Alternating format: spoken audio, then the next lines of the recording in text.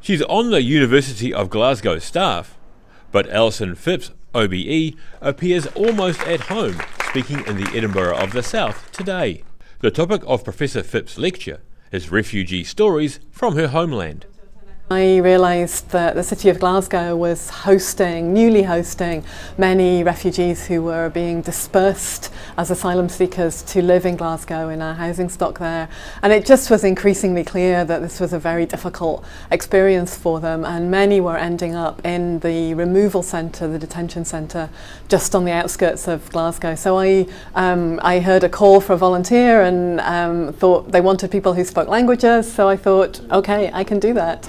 This year, she's the Adjunct Professor of Hospitality and Tourism at Auckland's University of Technology. But in 2016, she was appointed Thinker-in-Residence at the EU Hawke Centre at the University of South Australia. However, the plight of refugees is her main passion.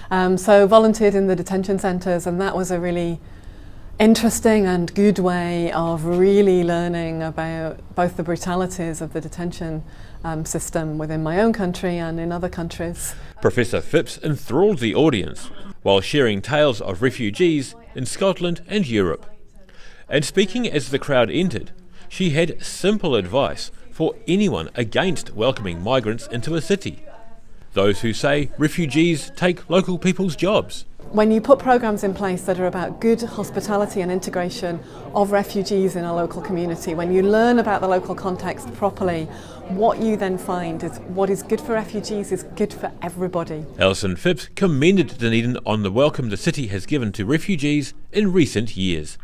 Daryl Baser, The South Today.